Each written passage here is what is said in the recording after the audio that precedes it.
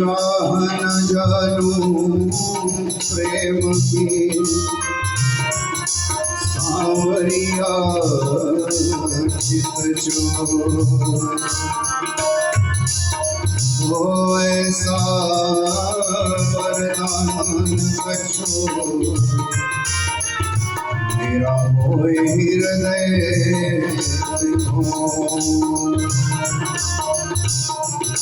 अखियाँ भर भर आई मोहना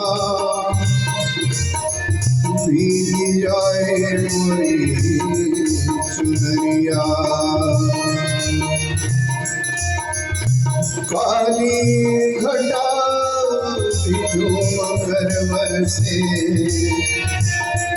कैसे आऊं कोई नजरिया आओ श्याम जी कन्हैया नंदलाल जी प्राणों से प्यारे गोपाल जी आओ श्याम जी कन्हैया नंदलाल जी मेरे प्राणों से प्यारे गोपाल वृंदावन बिहारी लाल की जय। श्रीमद् भागवत को लेकर हम आप सब एकत्र थे।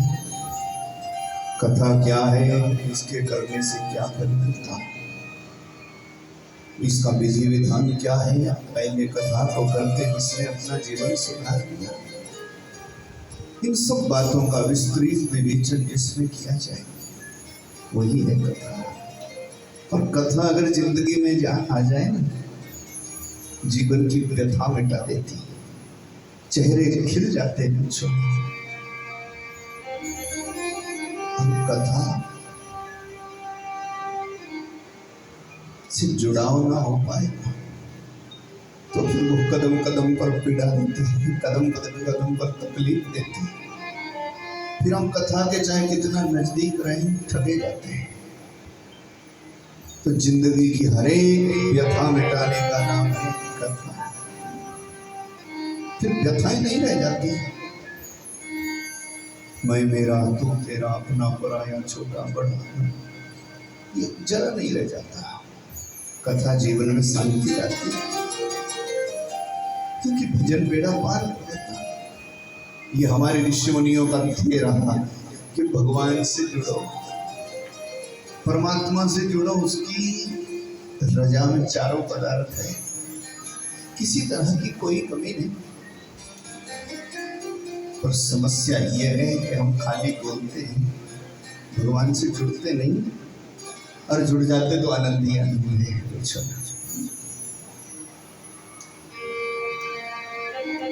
5 से 5,000 वर्ष पहले की बात है। तीर्थधाम नैमिषारण्य पर सौनकादि 88,000 ऋषि इकट्ठे हुए। कई बार कथाएं सुनते हैं। नैमिषारण्य सीतापुर जिले में पड़ता है, उत्तर प्रदेश के। बड़ी सुंदर भूमि है। भगवान की कृपा हुई, ठाकुर जी ने दया करी, कई लोगों का सहयोग हुआ। तीर्थधाम नैमिषारण्य में भी हम श्रीमद् भागवत की कथा करके आए। पवित्र कथा। उस भूमि में एक अजीब ताकत है। संतों की भीड़ रहती आज भी जगह जगह। कलयुग का प्रधान तीर्थ है जो, जहां संत लोग बैठे बैठे भजन करते रहते। वहीं पर नैमिषारण्य में बैठ करके एक बार सौनकादि ऋषियों की मंडली ने सूत जी से पूछा, सूत जी आप पर तो गुरु कृपा है,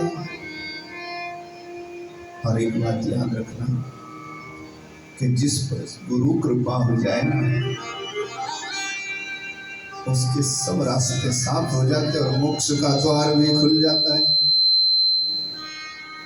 जब तक हम गुरु की शरण नहीं जाएंगे, तब तक हमारा उद्धार नहीं होगा। आजकल तो ऑनलाइन का जमाना आ गया, गुरु हम लोगों ने देखा नहीं, ऑनलाइन पढ़ाई हो रही, ऑनलाइन परीक्षा हो रही, ऑनलाइन परिणाम आना कुछ। और अब तो भगवान ने ऐसा भी नियम कर दिया, 2-3 साल पहले आपने देखा नहीं, पेपर नहीं हुआ, रिजल्ट आया। अब बोलो, तो भगवान ने भी वैसा ही करना शुरू कर दिया जैसे हमारा स्वभाव है। अब पेपर नहीं होंगे, रिजल्ट धड़ाधड़ है। बोलो, है बड़ी से बड़ी डिग्री पा गए लोग, और उनको कहीं 2 आदमी में खड़ा कर दो तो मुश्किल है। क्योंकि बिना गुरु के पढ़ी हुई विद्या, बिना सत्संग के अगर हम कितने भी संस्कारी बन जाएं पर काम बनता नहीं। तो ऋषियों का धेरा, ये ऋषियों की भूमि है भारतवर्ष। जब भी वो इकट्ठे होते हैं तीर्थ धाम नैमिषारण्य में, कोई ना कोई शास्त्र चर्चा करते, कोई सत्संग करते। महाराज एक बार भी ऐसे इकट्ठे हुए, संतों की मंडली, बोले कल युग आ गया है सूत जी, अज्ञान भांत विध्वंस कोटि सूरज संप्रभा, सूताख्य ही कथा सारम मम कर्ण रसायन। सूत जी को बिठाया सुंदर सिंहासन पर, बोले आप पर है गुरु कृपा, कलयुग आ गया है, तो बोलो आने वाले लोगों का उद्धार कैसे होगा। आप तो ऐसे है जैसे अंधेरे में दीपक जला दिया जाए तो सब अंधेरा खत्म, क्योंकि आप पर गुरु कृपा है। तो हजारों ऋषि लोग बैठ गए सुनना प्रारंभ किया। सूत जी से पूछा, बोलो ये घोर कलयुग है, तो इस घोर कलयुग में कि भगति ज्ञान विरागाप्त विवेको वर्धते कथम, माया मोह निरासश्च वैष्णवैः क्रियते कथम। इस कलयुग में ना, ये माया से भरा हुआ युग है, इसमें मोह बड़ा भारी है। सूत जी, माया मोह से परिपूर्ण इस कलयुग में जो वैष्णव लोग हैं ना, जो भजन करने वाले हैं,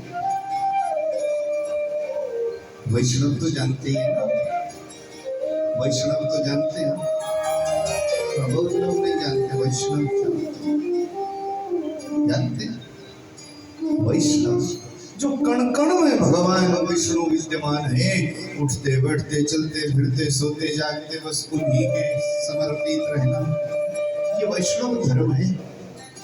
कण कण में विद्यमान उस सत्ता को उठते बैठते चलते फिरते ध्याते रहते, क्योंकि भगवान के बिना कोई जगह नहीं है। सो महाराज सूत जी से पूछा, वैष्णवों को क्या करना चाहिए ये बताओ, भक्ति कैसे आए, ज्ञान कैसे आए, वैराग कैसे आए।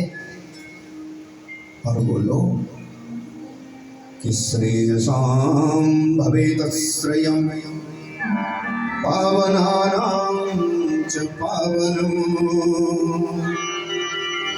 कृष्ण प्राप्तिकरं सत्स्वत् साधनं तद्वदधुना।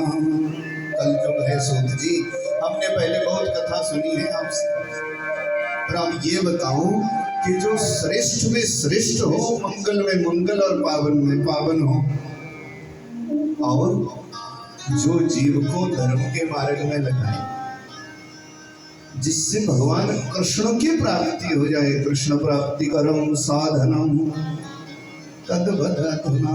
आज वो कथा सुनाओ जिससे कृष्ण प्राप्ति हो।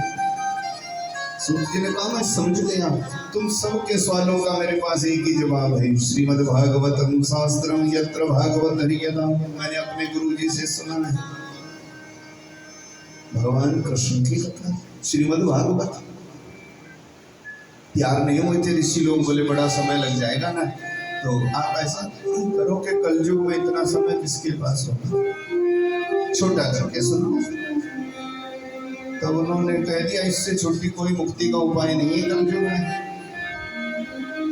क्योंकि सप्ताह श्रवणेनैव सर्वथा मुक्तिदायकम्। ये तो एक हफ्ते में सुनो, बस बेड़ा पार कर देता हूँ। सुनो, किसी ने कहा ठीक है, सुनाओ महात्म की कथा। सुनाना प्रारंभ कर दिया। बोले कलिकाल के समस्त पापों को धोने की भागवत की कथा। महात्म तो मैं समझता, महात्म का मतलब है जानकारी, और ये जानकारी विस्तार से उसको होती है जिसने भागवत कभी सुनी नहीं, जिसको ये पता नहीं है कि भागवत करनी क्यों चाहिए। कई लोग पता क्या बोलते हैं, क्यों करनी भागवत है, क्या भागवत, क्या भागवत। कई लोग तो बोलते बार बार क्या भागवत है, नहीं तो 10 बार तो सुन लिया। एक जगह तो मेरे पास ऐसी आई अभी 2-3-4 महीने पहले, उन्होंने कहा जी भागवत शिव पुराण देवी भागवत, बोले वो गरुड़ पुराण करो। बोले गरुड़ पुराण करो। मैं कहा गरुड़ पुराण अगर मैं कर दिया तो फिर भागवत बंद हो गई। फिर आपको मैं कह दूं कि गरुड़ पुराण कोई छोटा पुराण नहीं है। हमारे 18 महापुराणों में 17वें नंबर का पुराण है गरुड़ पुराण।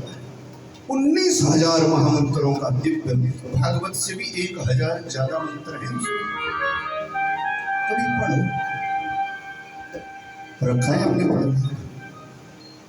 अपने राधा माधव आश्रम में 18 पुराण सब सजा के रखे हैं, और मैं दर्शन भी कराता। आप जैसे महानुभाव जब आते हैं सब सामने रखे। दिव्य ग्रंथ है हमारे पास, सनातन में, मेरे पास नहीं, हमारे सनातन में। क्या साहित्य है पूछो ना, अनंत भंडार। और ऐसी ऐसी चीज हर एक पुराण में कोई ना कोई लिखी है। अब पढ़ने सब पढ़ते, गरुड़ पुराण भी पढ़ना पड़ता, तभी तो भागवत आती है। सो महाराज पर एक बात कही, मुक्ति का सबसे बड़े साधन है श्रीमद् भागवत। कृष्ण प्राप्ति का साधन। सूत जी ने कहा ये भगवान की प्राप्ति का साधन है।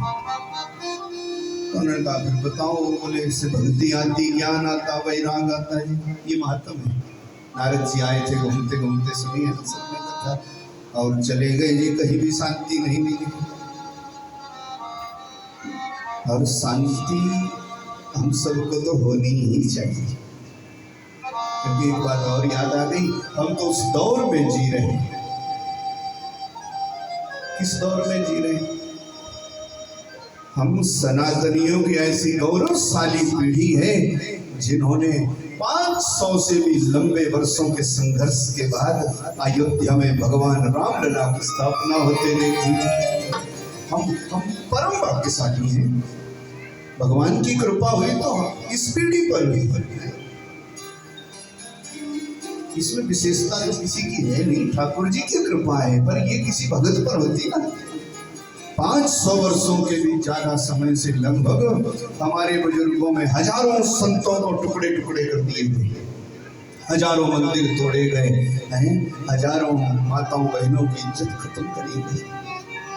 विधर्मियों ने क्या क्या नहीं किया। पर हम हैं भाग्यशालिनी पीढ़ी कि हमने इस साल दीपावली भी 2 बार मनाई। बोले श्री रामचंद्र भगवान। ये गौरव का विषय।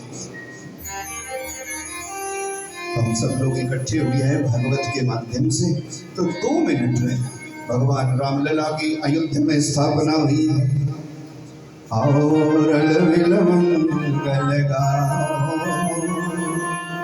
इसी अवसर पर आप आए।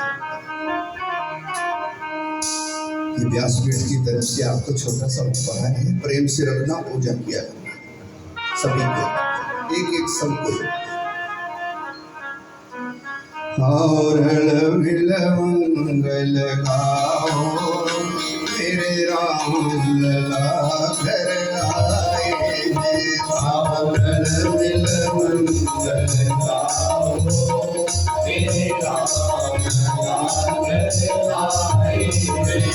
और बिलवंदर गाओ मेरे राम लला घर आए मेरे राम लला घर आए मेरे राम लला घर आए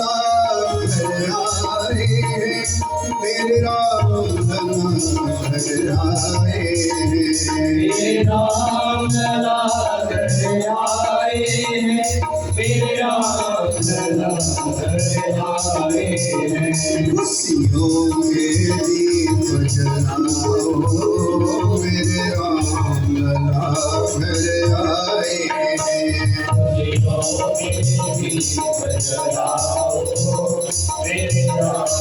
लला घर आए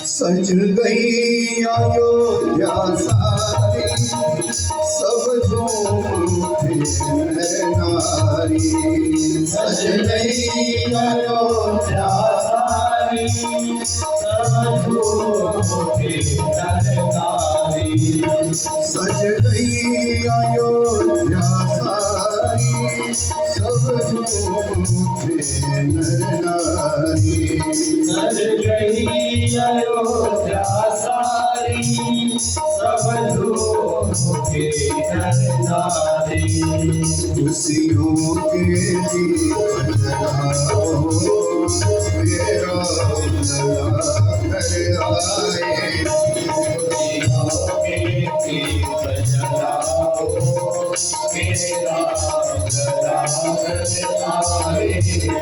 मेरे राम लला घर आए मेरे राम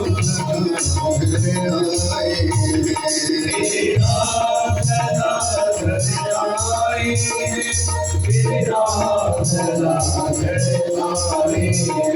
समरल विलन लगाओ मेरे राम लला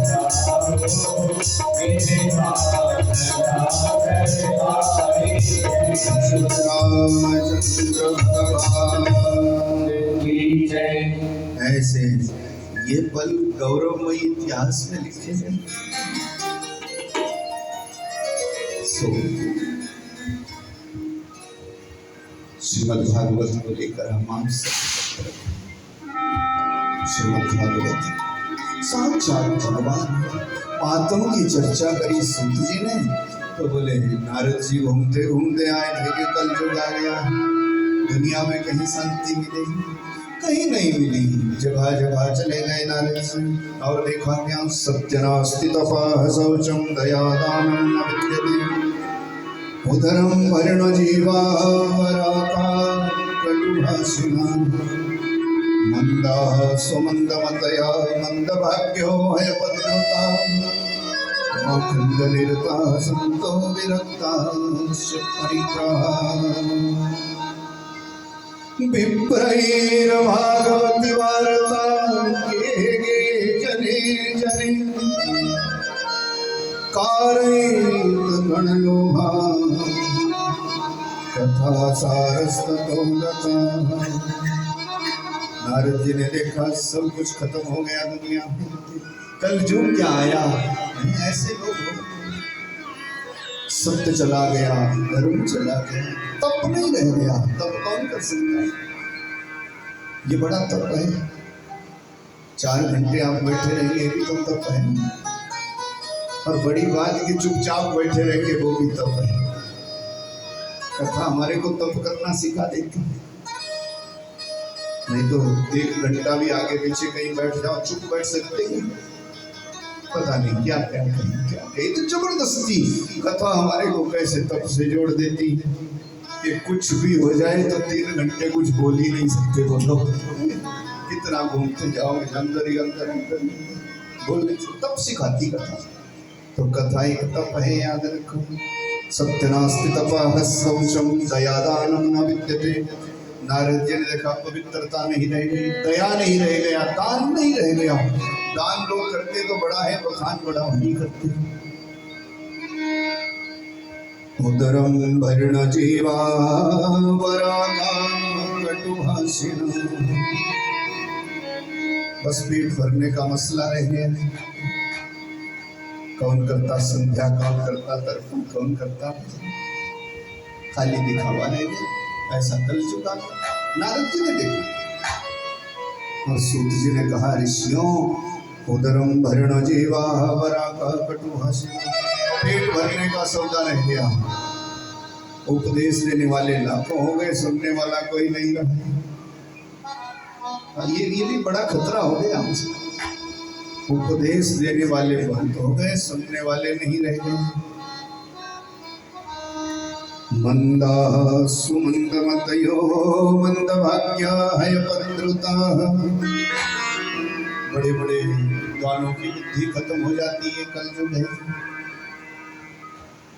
मंदभाग्या हयपद्रुता। कर्म अपने माड़े हैं और दोष दूसरे को लगाते हैं, ऐसा कलयुग है। भाग्य तो सो जाते ना भजन के बिना। हम भजन नहीं करते, ये कलयुग का लक्षण है।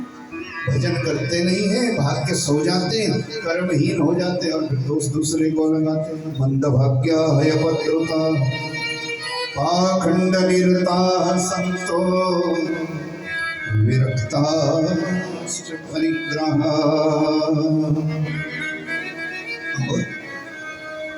जिसको जितना बड़ा संत बोलती ना दुनिया, वो उतना ही पाखंडी होता है। वही बड़ा पाखंड करना जिसको आता वो होता विद्वान कलयुग में। और जो सच में विद्वान होता उसको पहचान नहीं पाता जमाना। ये कलयुग का लक्षण। महाराज नारद जी जगह जगह घूमे, 4 धाम में गए, वहां भी शांति नहीं मिली। फिर सोचा चलो वृंदावन। वृंदावन गए, वहां भी लूटपाट। फिर सोचा जमुना के किनारे चलो एकांत में, जहाँ भगवान की लीला हुई। वहां गए तो वहां घटना अलग ही देख ली। एक जवान नारी है, जवान युवती है एक बेचारी, उसकी गोद में 2 बूढ़े बड़े। पहले भी सुनी, कई बार सुनी। रो रही है। नारद जी ने कहा, देवी कौन है तुम? काशी तुम महादेवी। कौन है, क्या हुआ तेरे को? बोले होना क्या? ये बूढ़े कौन है? मेरे पुत्र हैं। ज्ञान वैराग्य नामानो काल जोगे न जर्जरो। ये ज्ञान वैराग्य मेरे पुत्र है। नारद जी ने कहा, कितना झूठ बोलती है, माँ जवान और बेटे बूढ़े। बोले नारद जी कलयुग है, इसमें बेटे बूढ़े दिखाई देंगे और बूढ़े जवान दिखाई देते। वही अब तो ऐसा ही जमाना आ गया, जगह जगह 70-80 साल के बूढ़े लगता है कि ठीक ठाक फिट है, और 35 साल के लगते हैं कि 65 पार कर गए। एक थपेड़ा देके अंगूठी ले जाए, कुछ धीरे धीरे कमजोर, अंदर से कमजोर हो रही अगली पीढ़ी। उसको टेंशन बोलते हैं। अंदर से जब हम कमजोर हो जाते हैं, भगवान का भजन करना छोड़ देते हैं, तो उसको टेंशन बोलते हैं। आज देखा नहीं, छोटे बच्चे को ही पूछ लेना, बोलता है टेंशन है। उसको बेचारे को टेंशन है। लेने का फिक्र नहीं, देने का नहीं, खाने का नहीं, पीने का नहीं, तो टेंशन। टेंशन का मतलब हम अंदर से कमजोर हैं। माताओं को टेंशन है। अब तो बाबूजी को भी बीमारी हो जाती है, उनके 2 से ज्यादा नहीं खा पाते हैं। नहीं तो पहले 5, 10, 15 दे देते थे। फिर भी मजे से माताएं सब करती थी, आनंद से। बोलो नाता रिश्तेदारी में हम 5-6 दिन रहते थे कि नहीं? अब घड़ी भर जाने को समय नहीं। अब तो बेटी और दामाद भी सिर्फ राखी बांधने को आधे घंटे को आते बोल है कि नहीं? किसी को समय नहीं है। कहाँ चला गया वो समय? तब भी 60 मिनट का ही घंटा होता था, अब भी उतना ही है। तब भी सर्दी गर्मी बरसात होते, अब भी उतने ही है। तब भी हमारी ब्याह शादी होती थी, पर पूछो ना, अब तो पशु नहीं है। अब बावड़ी पर नहीं जाना पड़ता है, अब घास का कोई प्रबंध नहीं करना पड़ता है। बोलो, खेत में नहीं जाना पड़ता। और हालत देखो तो कितना समय ही नहीं है। किसी से भी पूछ लो, समय नहीं किसी को भी। आखिर वो समय कहाँ चला गया? बस लोग यही बोलते यार अभी बात मत करो, अभी टेंशन नहीं। किस चीज की टेंशन? तरह तरह की टेंशन। किसी को लेने की टेंशन, किसी को देने की टेंशन, किसी को इसकी टेंशन, किसी को उसकी टेंशन, किसी को इसकी टेंशन है। सबको टेंशन टेंशन टेंशन। और किसी को टेंशन है मेरे को पेंशन नहीं है। बोली नारायण भगवान, सब टेंशन है। तो ये टेंशन का भूत राष्ट्र में पहले तो था नहीं, ये अब हो गया। नारद जी ने देखा कलयुग में सब चिंता में जी रहा है, कैसे होगा इनका बेड़ा पार। बोले चलो जमुना के किनारे। जमुना के किनारे गए तो देखी बेचारी भक्ति, ज्ञान वैराग्य बूढ़े हो गए, लेट गए गोद में। ऐसा कैसे हो सकता है? माँ जवान बेटे बूढ़े। बोले कलयुग है, कोई उपाय करो इनके लिए। क्या उपाय करे? नारद जी ने वेद पाठ सुनाए। वेद भगवान है, याद रखो, वेद भगवान है। हमारे 4 वेद होते हैं ना, तो ये भगवान का स्वरूप है। वेदों का अध्ययन जिसने किया उसके संपूर्ण अंग है वो शास्त्रीय है। 4 वेद, वेद सबका कल्याण करने की सामर्थ्य रखते हैं। बस आचारहीनो न पुनन्ति वेदा। जिसका आचार विचार व्यवहार ठीक नहीं है उसका वेद भी बेड़ा पार नहीं कर सकता। श्री रामचंद्र भगवान, वेद में सामर्थ्य नहीं है कि ऐसे दुष्ट का उद्धार करते हैं। सो नारद जी ने सोचा क्या किया जाए। वेद पाठ सुनाया तो ना ज्ञान उठा ना वैराग उठा, भक्ति फिर दुखी रह गई। नारद जी ने गीता का पाठ सुनाया तो कुछ नहीं हुआ। अब नारद जी को हो गई टेंशन। बोलो, नारद जी ने सोचा क्या करूं, अब तो बेइज्जती हो जाएगी। नारद जी, ये नारद जी की कथा नहीं है, हमारी कथा है, हम सबकी कथा है। ये कथा भगवान की थोड़ी, ये कथा तो हमारे को शिक्षा के लिए है। नारद जी ने सोचा अब होगी बेइज्जती मेरी, भजन नहीं किया, भागे नारद जी। अब कोई ऐसा उपाय करूंगा कि जरा इज्जत बन जाए अपने।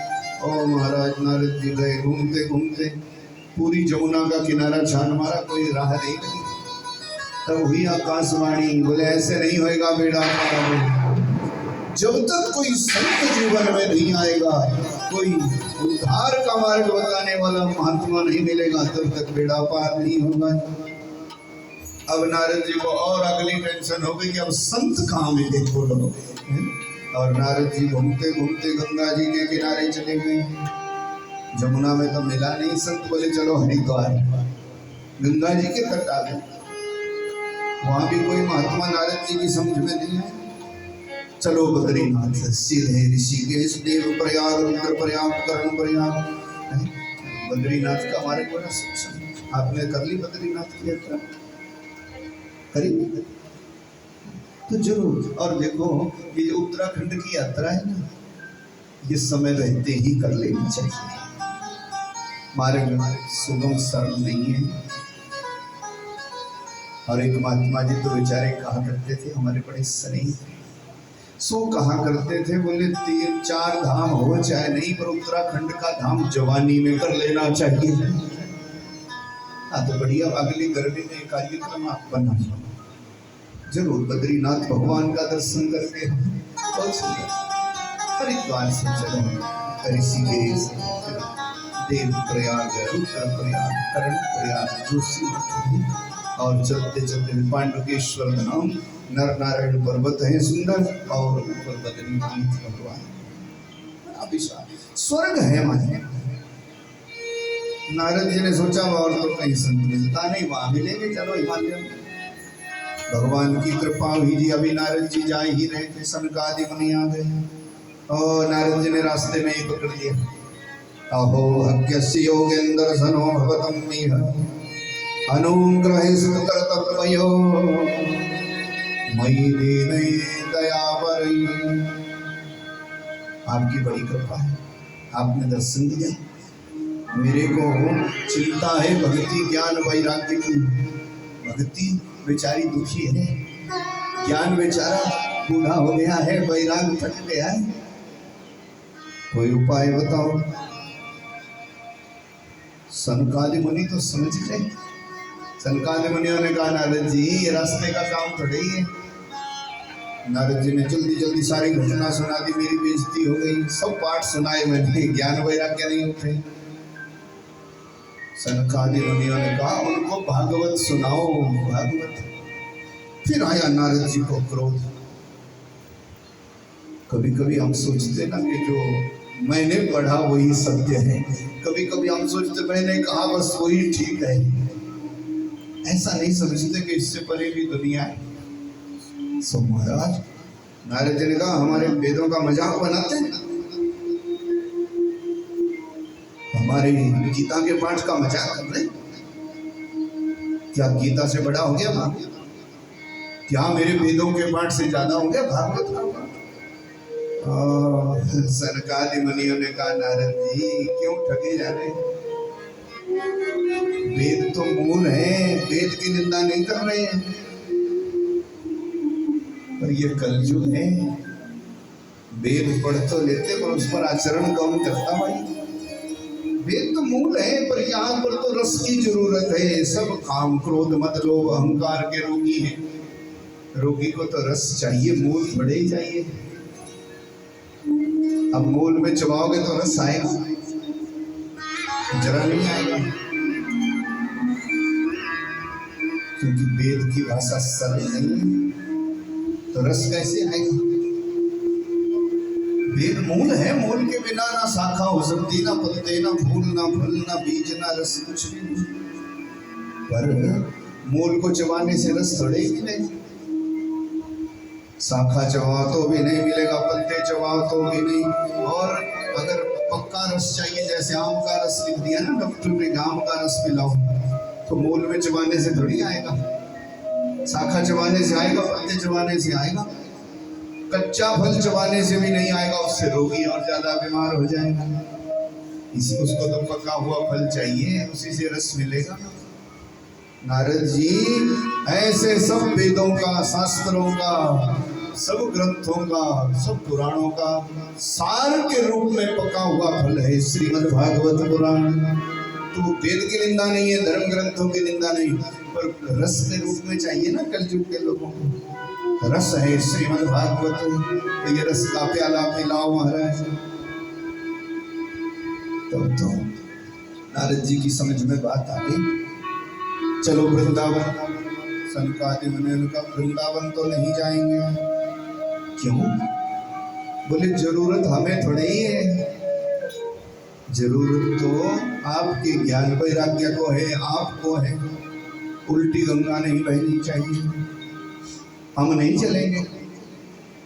बोले कथा आप लोगों को सुनना है, हमें थोड़ी आवश्यकता है, नहीं जाएंगे। नारद जी ने कहा कुछ तो कृपा करो। तब सनकादि मुनि ने कहा तो इतना कर लेते, आधा रास्ता हम चल लेते, आधा हमसे कहो नहीं। तब आ गए थे हरिद्वार में। कथा वही सफल होती जिसमें श्रद्धा भाव की होती, क्योंकि ऐसी कथा जोर जबरदस्ती की हो जाए ना, कण लोभात कथा सारस्वतो गता। सनकादि मुनियों ने कहा नारद जी ये कथाएं कल युग में इसलिए सफल नहीं होती क्योंकि कराने वाले की श्रद्धा नहीं होती। कराने वाले का ये रहता है साल भर में करानी पड़ती, चलो एक बार और करा, श्रद्धा तो है नहीं। तब उसका फल नहीं मिलता। और उधर करने वाले का भी ऐसा होता, बोले ना कथा तो अपने पास है नहीं, चलो भाई जोर जबरदस्ती बोले एक बार करा, एक बार करा, एक बार करा। जगह कारयित प्रणलोभात कथा सारस्ततोगतः।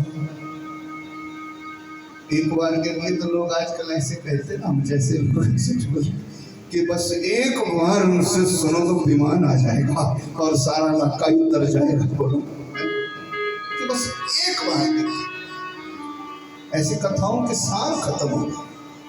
ये तो श्रद्धा भाव का मसला है। कराने वाले की श्रद्धा नहीं हो और करने वाले का भगवान पर भरोसा नहीं हो, तब ये काम नहीं बना।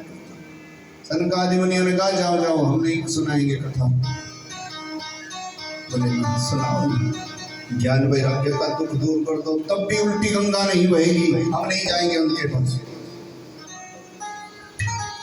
फिर प्रार्थना करी, बोले आधा रास्ता तो चलो। हरिद्वार से जितना मार्ग बद्रीनाथ का है उतना ही वृंदावन का है, लगभग वृंदावन से आए ज्ञान वैराग्य और बद्रीनाथ से आए सनकादि मुनि। हरिद्वार में गंगा जी के तट अनेकों घाट है ना। हर की पौड़ी से हम जब आगे को चलते बाजार में तो गंगा जी के तट पर गौ घाट है, हनुमान घाट है, अनेकों घाट है और उसमें ही एक है आनंद घाट। अब कभी हरिद्वार जाओ तो आनंद घाट का दर्शन करें। वहाँ है कुछ नहीं है, बिल्कुल बैठने को बना रखे बेंच कुछ आनंद घाट। पर उसका नाम आनंद घाट तब पड़ गया जब ये आनंद कंद भगवान की कथा सनकादि मुनियों ने सुनाई, नारद जी ने सुनी। 7 दिनों में भक्ति भी ज्वान, ज्ञान भी ज्वान, वैराग्य भी ज्वान। गंगा द्वार समीपे तो तटमानंदना। हरिद्वार में उसी को बोलते आनंद घाट, जहाँ पर सनकादि मुनियों के मुख से ये भगवती गंगा वही। और 7 दिनों में भक्ति भी ज्ञान, ज्ञान भी, वैराग भी, आनंद से आए महाराज, खुशी मनाते मनाते। और एक ही बात कह रहे थे क्या कि श्री कृष्ण गोविंद हरे मुरारी, हे नाथ नारायण वासुदेव। कृष्ण गोविंद हरे मुरारी, हे नाथ नारायण वासुदेव। हे कृष्ण गोविंद हरे मुरारी, हे नाथ नारायण वासुदेव। हे नाथ नारायण वासुदेव, हे नाथ नारायण वासुदेव। हे नाथ नारायण वासुदेव, हे नाथ नारायण वासुदेव। श्री कृष्ण गोविंद हरे मुरारी, हे नाथ नारायण वासुदेव।